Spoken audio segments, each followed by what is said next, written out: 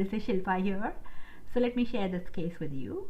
This is an 8-year-old boy, and he came with his mother, and the family had recently moved from UK to Australia, so about a year back.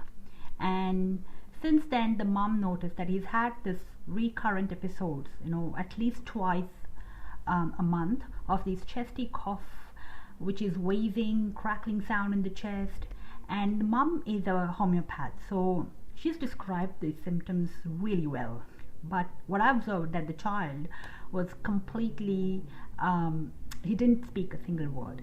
So he just said yes and no whenever his mom coaxed him to speak with me, but otherwise he didn't even want to play. He just sat there, listened to what the mom had to say, and that was it. So the mom thought it was worse since they first moved into a really cold, damp, like moldy house, and she said it might have started. But then they moved to another place, and he's still really not recovered. And he gets this occasional high temperature, and because she's a homeopath, like, she's tried everything. He's taken pulsatilla and arsenic and antimptot and aconite, so mostly for acute. She's not really delved into any deeper constitutional for him. Then so she's really good with whatever expressions I could get, she's given me. She, like, really good, gentle, sensitive to dust. He has high increased appetite. He loves food, so meat and pork and apples and sweets, and so the list was endless.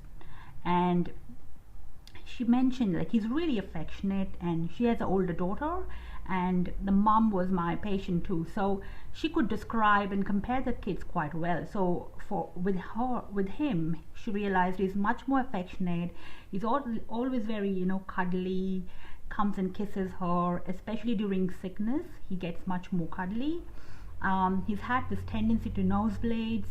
He's quite thirstless, but he's a sweaty child, so he sweats very easily and profusely. And he loves playing soccer. He's very much into sports, so he sweats a lot. And he's a hot child. He warms up quite easily. But she's quite worried and concerned about his energy levels, because he's really floppy and lethargic and listless, not just when sick, but even after slight exertion. Because generally he's quite an active boy. Like, weekends are full of games and soccer matches. So he's quite restless. And she says he normally runs around, and then he says his chest hurts or his heart hurts. So he easily becomes red-faced and puffy. And she says he's quite, the chest is really, you can see his ribs protruding. So it's quite, he's not really put on any weight. Then in the past, in the family history, he's had eczema when he was 6 months old.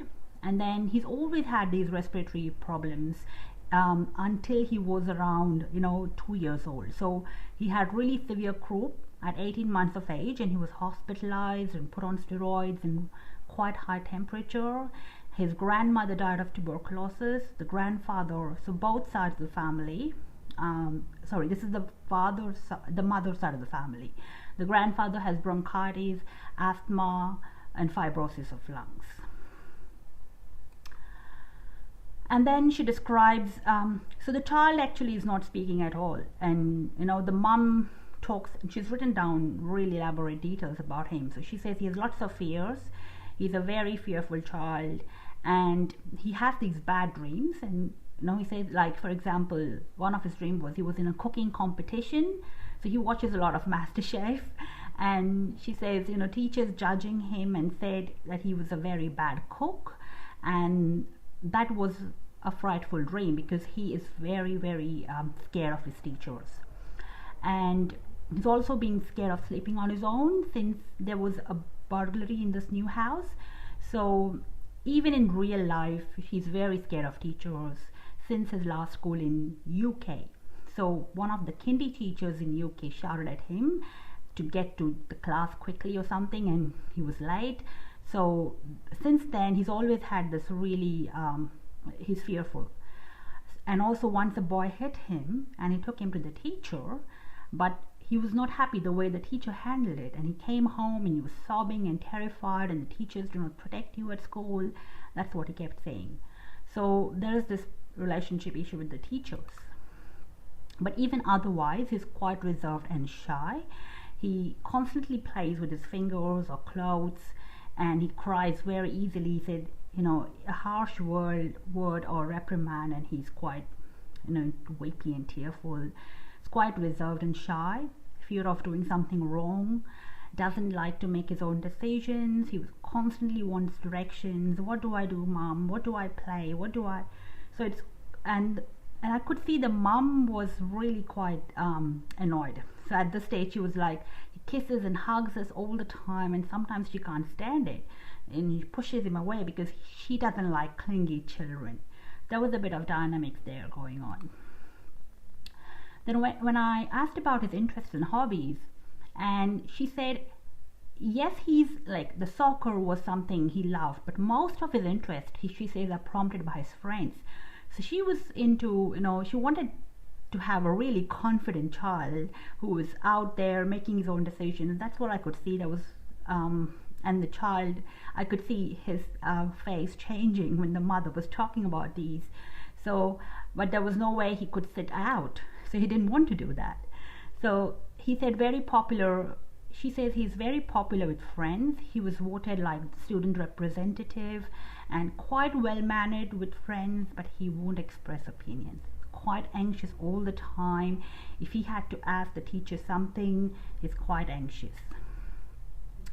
Now there is this jealousy going on with his sister. His sister is the president of the school council, and he just cannot stand it. So now this was quite important and interesting because the mom says he's a very different boy when it comes to her.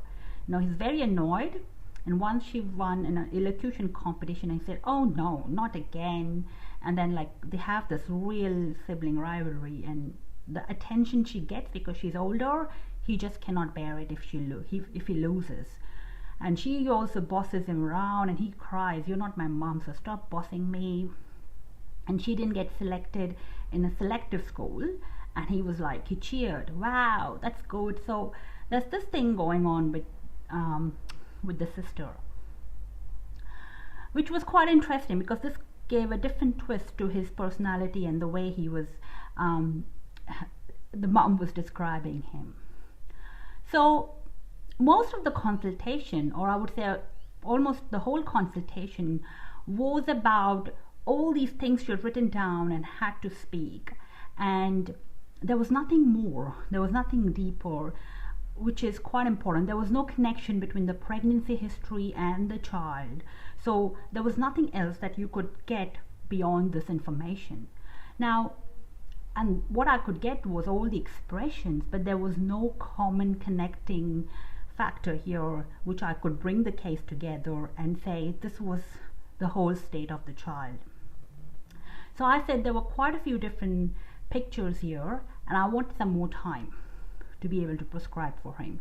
So it was a Friday afternoon, I think, and so I said, all right, you can collect your medicine on the Monday.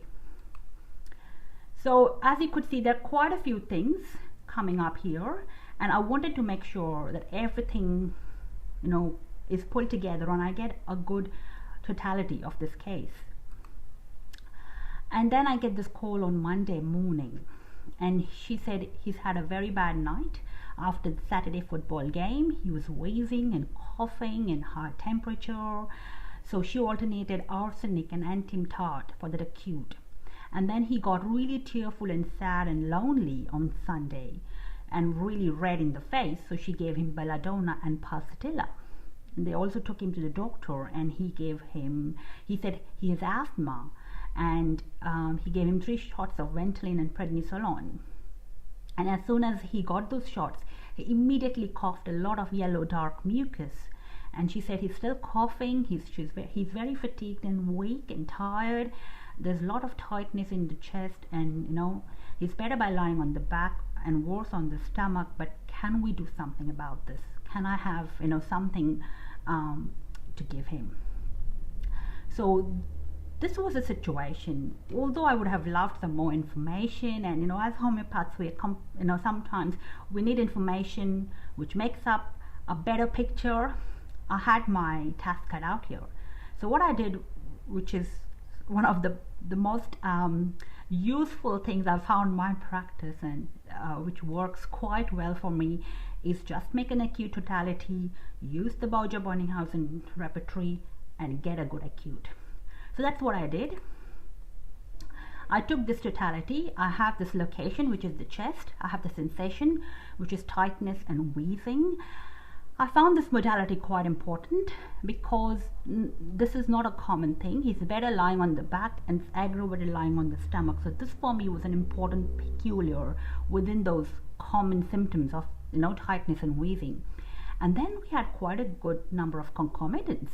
We have this high temperature, but you have decreased appetite, which is a change in disposition from his normal state, where he's quite, the ravenous appetite normally. Then there is this redness of the face, dark yellow mucus. The lethargy and the tiredness was common, but this part, which is a very interesting mental state, the tearful, wanting company, and the sweaty hands and feet. And so here is my totality, and if you see, the 4 remedies which come up are lycopodium, phosphorus, sepia, and natrum carb. So these 4 remedies cover all the symptoms. Now if I go back and look at the other state, which is when he was well, in the chronic baseline state, and if you look at the acute state, you could see there is a commonality there. So at this point, I'm not a very big fan of using children's type and using that as my differential diagnosis, but there was no other tool I could use at this point because there wasn't anything else to actually help me making the picture. And if I just refer to the children's type and look at the children, the lycopodium, the phosphorus, the sepia, and the natrum carb kids, he fit into the lycopodium child. He had this fearful, timid personality, especially in front of an authority figure. And then he had this dictatorial, domineering sort of a state, and this ambition and wanting to be, the competitive streak and wanting to be this power thing, which was with his sister. And this complex comes up very strongly in lycopodium. So at this point, I thought lycopodium came up very strongly, not just into the stage 2, sort of the Boenninghausen totality, but also at the expressions at the mental state as well. Even though I wasn't very happy, I hadn't got some more deeper connecting information to confirm a lycopodium child, which I would normally do in most of the other cases. But there was something missing. When I was referring and differentiating from the Materia Medica and reading these 4 remedies, I thought there was something missing. There was this whole constitutional diathesis, or the miasmatic aspect of it, which I wasn't very happy that lycopodium covered that state. So what was that? So he was this really physically restless, breathless child, running around and quite sort of intense, and this emaciation in the chest region and the ribs protruding and that sort of state. So this combination of ravenous appetite and losing flesh, the tendency to nosebleed, the tendency to having this weak chesty issues since he was little, and this really strong family history of tuberculosis. And if you read the constitutionals, in the source books, lycopodium has this lactic acid diathesis, this really uric acid diathesis, and although it is multi-miasmatic, so we are looking at the Kenton miasmatic differentiation here, it doesn't have a predominant tubercular diathesis, which I could see in this patient.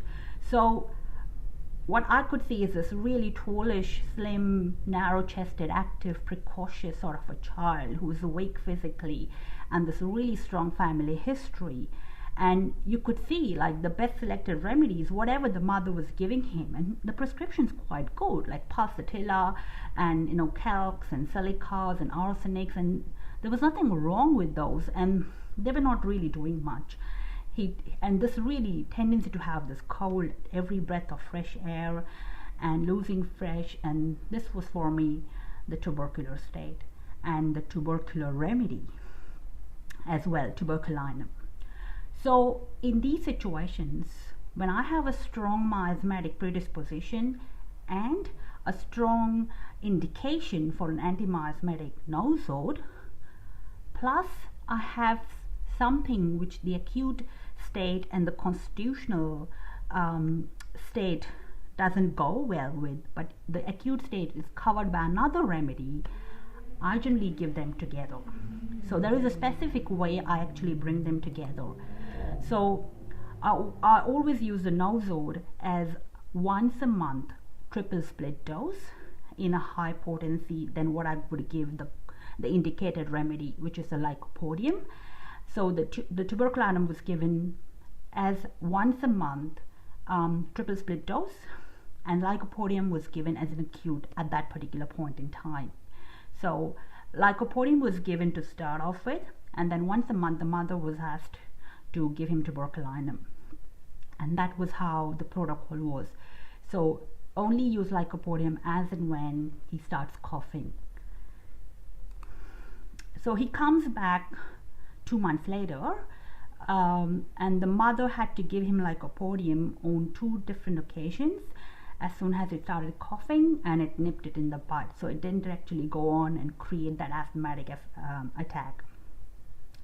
Interestingly, on the miasmatic level, he's not had nosebleeds since, and she said the anxiety is much better. He's no longer putting fingers in his mouth. He's much more relaxed.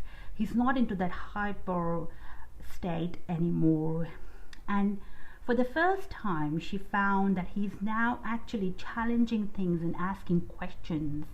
He was into, there is this defiance coming up, she said, that I never ever saw before in him, and he's standing up more for himself, which was a very important state somehow, which you could see here. But otherwise he's sleeping, he's eating well. So we said, all right, continue the same protocol, and we'll just wait and watch and see how it goes. So I have another follow-up, which was 7 months later.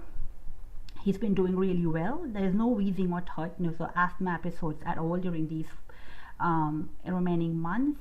He's enjoying his soccer games, and what she's found is he no longer, the tightness, it's not as intense when he runs around, and it just goes away in about 5 to 10 minutes. So he's actually, his lungs are getting stronger in that way. So we stopped the tubercular monthly doses because I was happy. Miasmatically, he was doing quite well. And again, the instruction was give Lyco if he needs it, otherwise no other prescription was given. So he followed for 2 years. He didn't actually see me, the mom mentioned, because she was my patient, but he's not had any asthmatic episodes after that, and remained well for that entire 2-year period. So that was the case, and I hope there would be lots of questions on this, and but this is like such a simple protocol. I mean, I could have spent more consults and more time, maybe got the father in one of the consults and connected with the father's state during conception probably, or used other tools. But the first and the foremost was use a simple tool. This is a bit outside the box, where you have 2 different remedies going at the same time, but in a way they're complementing and supplementing each other. One is working at that stage 2 level, and the other is working at that deeper baseline tubercular level, but still, each of them sort of really bring the whole case together, and that was all that was necessary.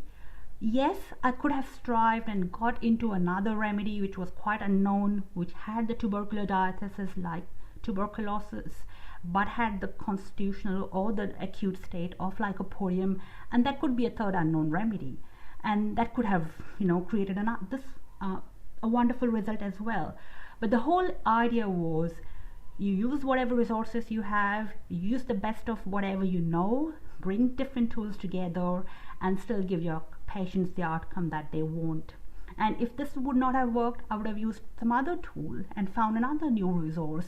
And so whatever, I think the whole idea for me is to just encourage you and inspire you to be able to look outside the box and bring things together, get the best of what we have in homeopathy, and just flow with your cases.